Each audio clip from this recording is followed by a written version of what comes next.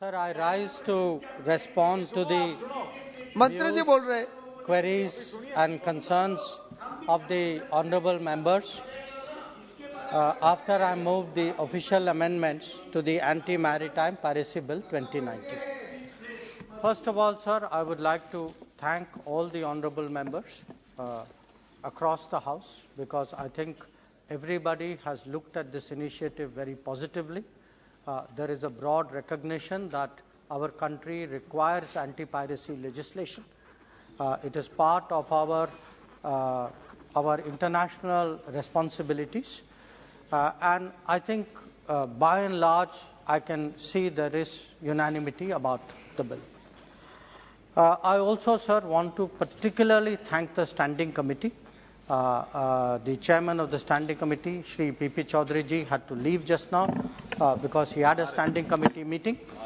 But I want to put on record that he and his colleagues of all the parties who are members of the Standing Committee, they have made many invaluable suggestions.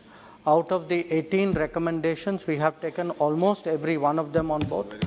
And their recommendations, I want to say, have greatly helped in getting the right balance in this bill. Now, before I come, sir, to the points which were raised by individual members, I want to clarify one issue which came up, which was the question of government amendments, because I think some honourable members were either they had not seen the amendments, they were not aware of the amendments. Shri Manish Tiwari ji actually in his remarks said it was presented at very short notice. I want to put on record that actually government amendments were moved in the last session, in the monsoon session. They were moved in the business which is there for the 3rd, 4th and 5th of August, and the amendments were actually uploaded on July 22nd. That was in the last session. In this session, before we had the debate on the bill, there was again an uploading of the official amendments on December 6th. So I want to be very, very clear and on the record that all that has been moved by the government side is very much available to members, and that it was our expectation they would look at it. Now, the interesting thing is, even though some honourable members perhaps could not, for whatever reason, see the amendments, actually almost everything that they said, what the honourable members said, what the Standing Committee felt, and what is the government amendment, actually converges. So it is not that we are at cross purposes with each other.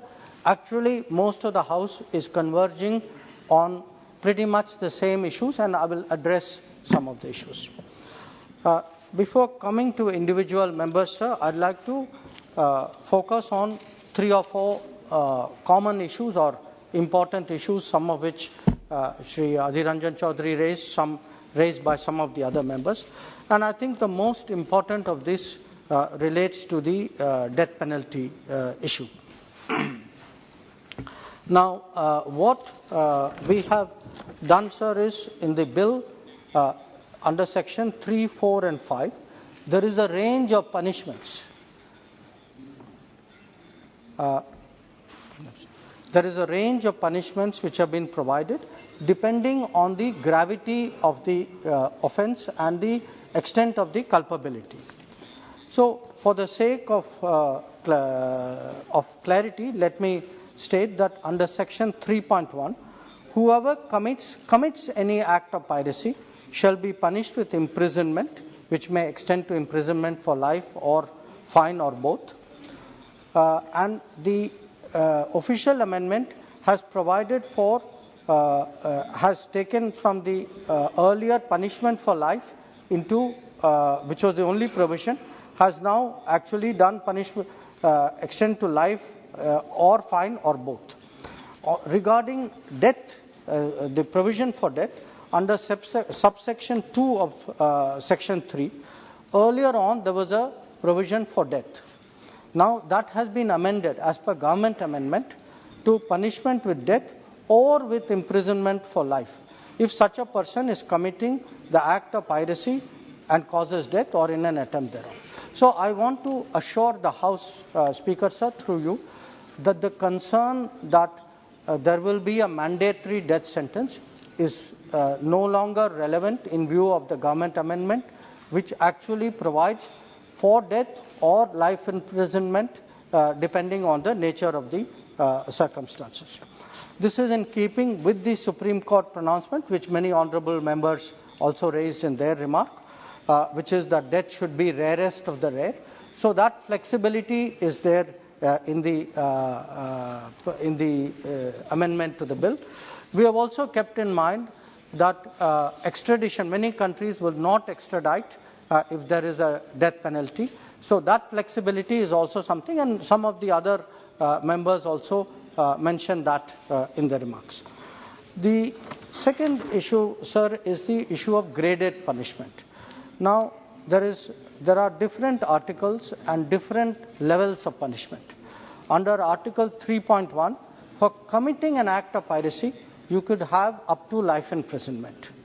But if someone attempts to commit or aids or abets or conspires or procure, that is then can be imprisonment for a term which may go up to 10 years. So it is a lesser offence. The punishment envisaged is lesser.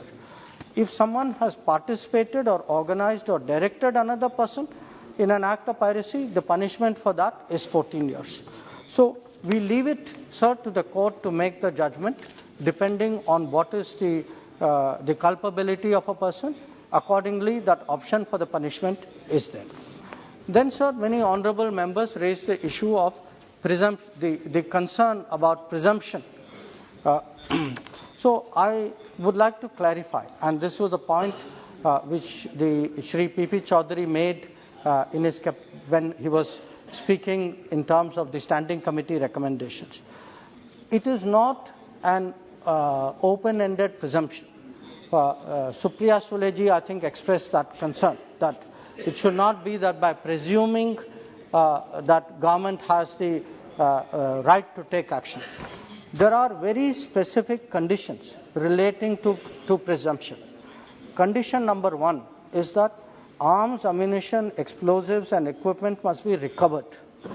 Condition number 2, there is evidence of the use of force.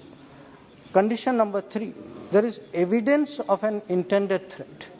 So unless these conditions, which prima facie show that some act of piracy has happened, and even there the presumption is unless the contrary is proved. So I want to say very, very clearly that this is not a case where you are presumed to be guilty unless you are proven innocent. There has to be evidence on 2 cases, or there has to be a recovery in order for the presumption to take place. So I hope honourable members are reassured in this matter. Then some members, sir, raised the question of international cooperation. Now, we have the whole purpose of the bill is also to promote international cooperation. And I think many honourable members and the Standing Committee pointed out that we have been members of UNCLOS since, ratified it since 1985. We have not pursued the subsequent legislation to deal with piracy offences, and it is important we are seen as a responsible international player. Today, sir, correct. So we are today members of the RECAP, which is an arrangement of 20 countries in Southeast Asia, which happens incidentally to be headed by the former Chief of our Coast Guard, Mr. Natarajan.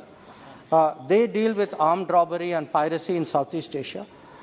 We are part of the contact group on piracy of the coast of Somalia, because there is a lot of piracy out there. We have been in the Gulf of Aden. We have deployed since 2008.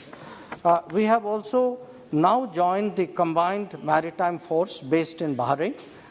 Shri Manish Tiwari ji had raised that issue. The matter had been under consideration, but we came to the conclusion that the benefits of joining were more than of not joining. And in fact, for the first time, one of our ships has taken part in an exercise called Operation Southern Readiness as part of the CMF. We have also engaged with regional navies. We have engaged with foreign-friendly countries. We have done EEZ surveillance. We have done coordinated patrols. We have created a maritime domain awareness system. And we have a fusion center in Gurugram, which actually gets data from the entire Indian Ocean area so that there is better maritime security. Then, sir, the issue of our fishermen was also raised. I think Sumati ji raised it. Now, I was, sir, in a dilemma when she brought up the issue, because she said that Government of India is giving stepmotherly treatment because Tamil fishermen and fishermen of the Gujarat coast are treated differently. Now, I'm a Tamil elected from Gujarat, and I was really not sure which side of the picture I give, because the other side would react. So I want to give a win-win answer, sir. वो तमिल के गुजरात से चुनकर आए हैं. तो sir संसद को मैं ये बताना चाहता हूँ सर, मैं खाली आंकड़े दूंगा. तो it is for the House to judge.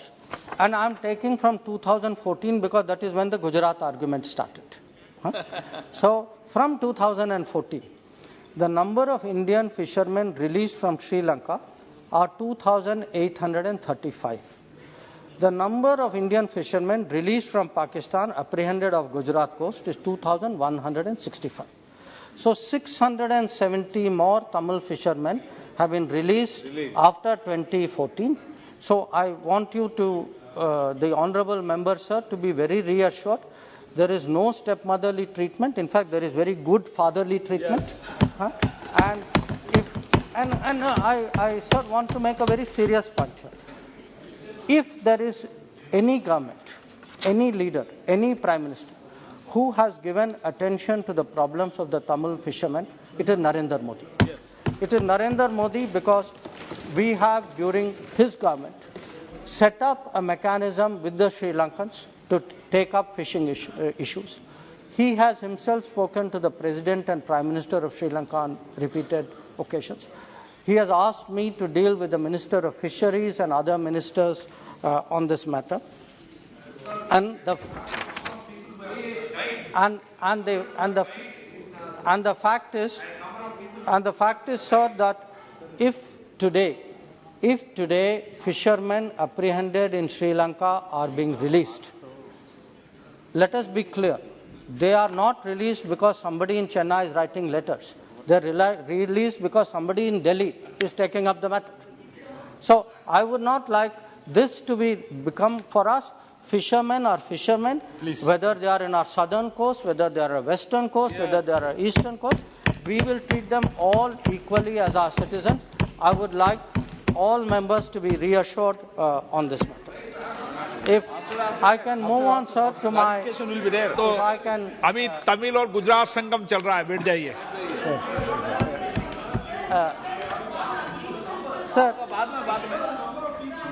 Sir, I would also then move to the next issue, sir, which is the issue which many members raised about whether there should be the consent of or consultation with Chief Justices when specifying designated courts. In this matter, sir, we were guided by the Ministry of Law and Justice, citing precedents. And the precedents are the Prevention of Money Laundering Act 2002 and the National Investigation Act 2008.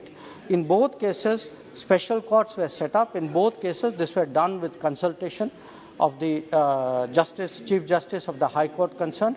So I want to say that we followed that particular precedent. Then we came, sir, to the issue of various ministries.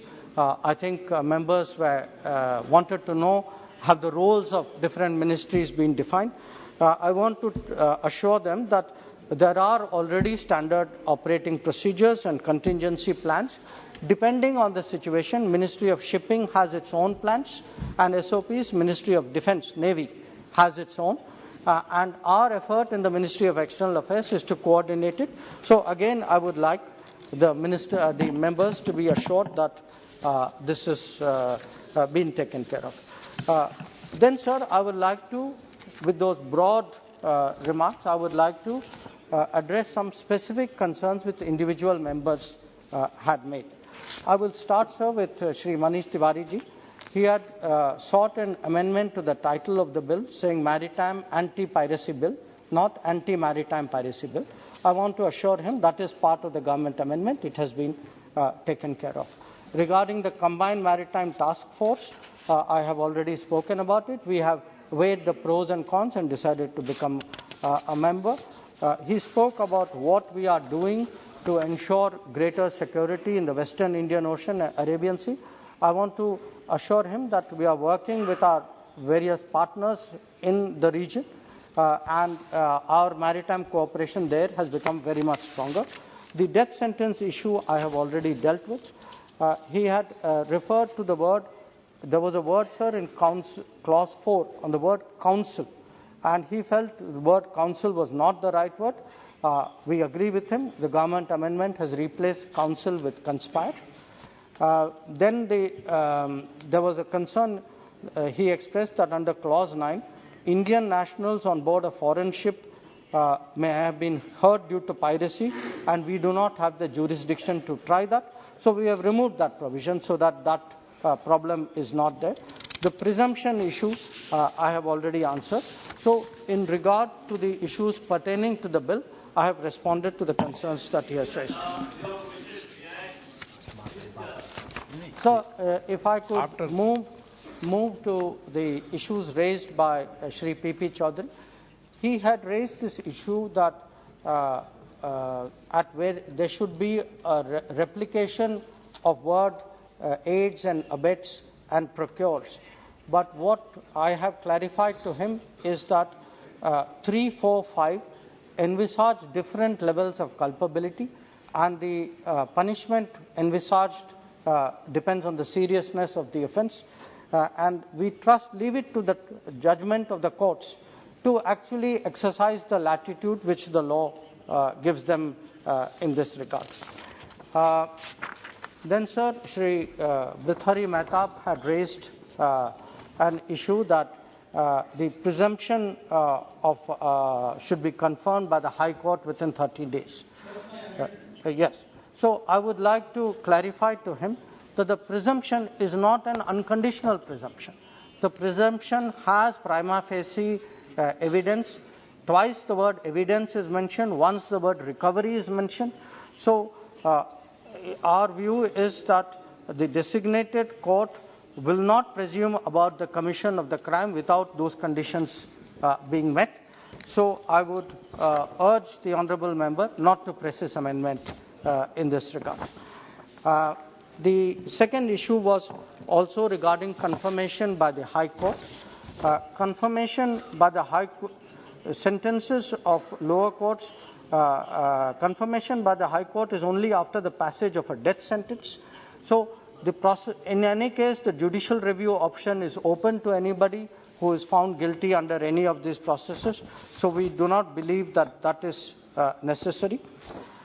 Then he also raised the issue of legal immunity for acts that are done in good faith.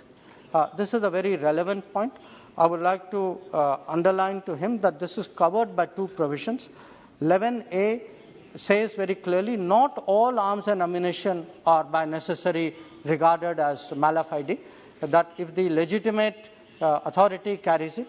And secondly, 15.1 refers to authorized personnel who are in pursuance of their duties.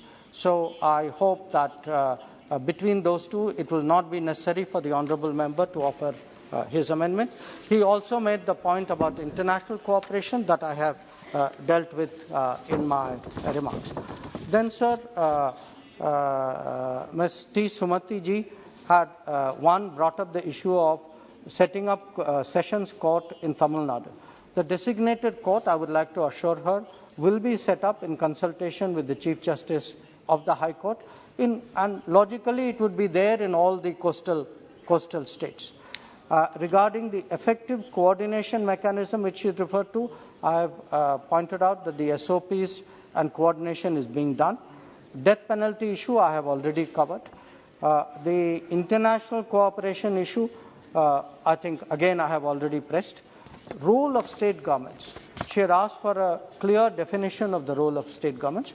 I would like to inform her that under Article 6 and subsection Article 10(3), both of them clearly assign a responsibility to the state government, which is that the central government, for purposes of this Act, by notification, confer power of arrest, investigation, prosecution, exercisable by a police officer or any or under this code or any of its officers or any officer of a state government. So the state government has a very clear role in the enforcement of this legislation. I had referred to the Sri Lankan fishing issue, sir.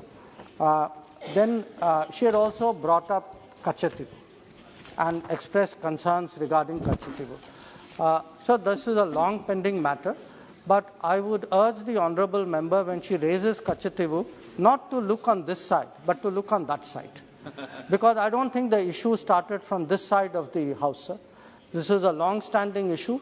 It is an issue which the honourable member knows because her party has also been in the government along with the party which actually moved the Kachativu agreement. So I think it is best we leave them to sort it out. So if I could move, sir, to the issues raised by Sri Vinayak Roth. The creation of courts on eastern and western seas. My answer has already covered that. Sri Kalyan Banerjee raised two issues. One was abolishing mandatory death penalty. That I have answered. Then creating manpower and capacity for building marine police. I think this is a very important point. It is something which government will certainly take note of and give attention to. Then, sir, Sri Alok Kumar Suman had said that we should have consulted more countries before we drafted the amendment. I would like to share with the House, sir, that the Standing Committee actually looked at a number of other international legislation. And they looked particularly at legislation in Australia, New Zealand, Sri Lanka and UK, because the legal systems were very similar. And many of these countries already had legislation on the subject. So there was a best practices effort made before we drafted this bill. Regarding, he has spoken about internal coordination, international cooperation. Both are matters which I have already addressed. He's also spoken about creating a capacity building in this country to respond to to piracy situation. As I mentioned, some of this is already in the making, and certainly this, as with our SOPs and coordination, this will improve. One legal point he raised was whether we should focus on extraditing people of Indian origin who are involved in piracy. Sir, the bill which we have moved along with the government amendment does not provide for differential treatment of citizens of various nationalities. So for us, an act of piracy is an act of piracy. We cannot make a separate reference to PIOs in this regard. We have also, the issue of death penalty is also something he raised, I have addressed. Then Sir Kumar Danish Ali Danish Ali ji had raised two issues. One was, of course, death penalty. I have replied to that. And secondly, whether life imprisonment should be for entire life. This is a legitimate issue, but it is not an issue for this House and for the government to decide. It is a matter for the courts to take a call on. Then Supriya Suleji had referred to the fact that there was no mention of cyber attack in the bill. So cyber attack is a very serious matter. It is a very legitimate concern, but it is outside the purview of this bill because this bill is focused on piracy. So there are separate legislation and separate efforts underway to deal with cyber attacks, which is a growing concern. So I have taken note of the concern. But I do believe that this is not a matter to be included here. Her concern about presumption of guilt, I have already answered. Then, sir, Shri E.T. Mohammed Bashir ji had moved for one for the fact the definition of the word vessel should be expanded. I believe we have met his requirements through the government amendment. He has also referred to prosecuting pirates irrespective of their nationality. That also under Section 9 has been met. He has spoken about the costs of piracy and how we will counter it. The cost cannot be quantified, but obviously it's a very serious matter, which is why we are moving the legislation. And he has spoken about government responsibility for countering piracy. We take our responsibility very seriously. Defence and Navy have their SOPs, shipping has its SOP, and we are moving this legislation. Then, Sir, Shri N.K. Premachandran ji is, I believe, moving some amendments. His first concern was that with regard to police officer, that it should not be below the rank of a DSP. So in the CRPC, sir, a police officer, even of the rank of SHO, can make arrests. So we have gone with what is the standard CRPC definition. Similarly, the issue of gazetted officer, whether he has sought to insert the word not below the rank of under secretary. We have actually deleted the word gazetted. We have just kept officer because different states have different practices and we want to respect all of them. And the High Court issued the consulting and consent I have already dealt with. He has spoken about the need for in Section 9 to insert the word in writing for a request. That entire section has been deleted in the government amendment, sir, because of the need. We feel that it will, in a piracy situation, it is difficult to communicate with a ship. So we should actually avoid that and leave it for the authorized ship to take necessary action. His point about substituting the word reasonable opportunity for opportunity, the government amendment has taken care of it. Presumption of guilt, I have already replied. Mandatory death penalty, I have already replied. And regarding a ship situation in Nigeria, sir, it's a ship called MV Heroic Idun. I want to, because a number of members raised the issue, I want to inform them that the crew members have been charged on 3 counts. Their case hearing is coming up on 10th, 11th January. We are providing them legal support, we are giving them consular support, and we will do whatever we can to help them in the circumstances. Then, sir, I come to Sri K. Suresh's concerns. One was regarding the area of jurisdiction. I think the amended definition of jurisdiction, which includes EEZ and all waters beyond the jurisdiction of other states, deals with the matter. The issue regarding the imprisonment, I have dealt with as well. As regards the rarest of the rare and death matters, this too is something which I have already addressed. And regarding, he had some concerns about Indian courts not having jurisdiction in some cases. That has been deleted as part of the government amendments. And he was concerned that how does the law treat a foreign government's naval force? And what I want to clarify is that nothing in the proposed bill will apply to a warship or a government-owned ship employed for non-commercial service. So these, sir, were discussed earlier. Today Shri Adhir Ranjan Chaudhary ji also spoke on the bill, sir. One, of course, he was kind enough to note what he called my activities around the world. I appreciate that very much. I want to inform the House, sir, through you, that I was in New York to chair the UN Security Council, which is a matter of great pride for all of India. And the two issues which came up were the reformed multilateralism and counter-terrorism, both, that is UNSC reform and counter-terrorism, both of which are very, very important and subject of national consensus in this House. He referred to the G20 issue. It is outside the purview of the bill, but I want to tell him that this is a moment when the world is looking for Indian leadership. So if the world values India's leadership, I would urge all sections of India, including...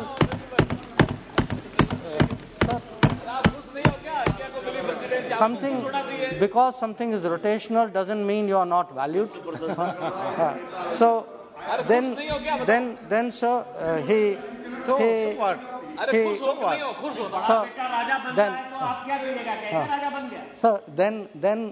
sir, in passing, the honourable member also suggested government is indifferent, he used the word, indifferent to China. So I want to say something, sir. If we were indifferent to China, who sent the Indian army to the borders to defend our borders? If we were indifferent to China, why are we today pressing China on disengagement and de-escalation? Why are we saying publicly that our ties are not normal? So we have no problem if there is political differences, if there is even political criticism. I have heard sometimes that my own understanding needs to be deepened. When I see who is giving the advice, I can only bow in respect.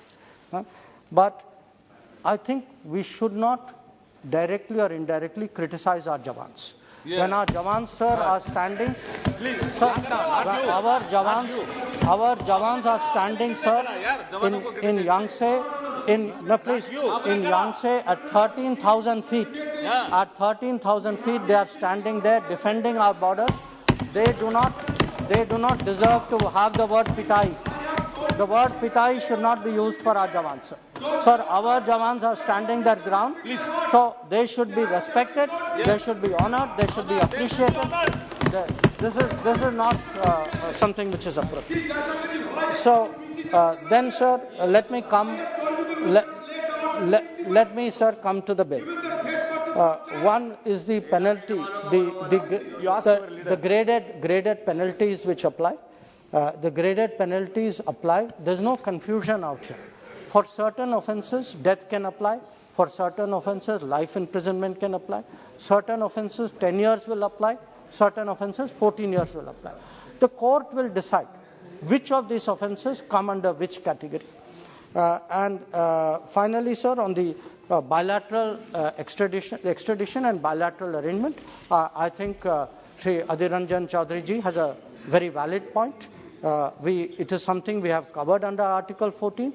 I certainly appreciate what he said, that on this issue, the issue of countering piracy, there is a sense of unanimity in the House. So I hope that the entire House will support the bill.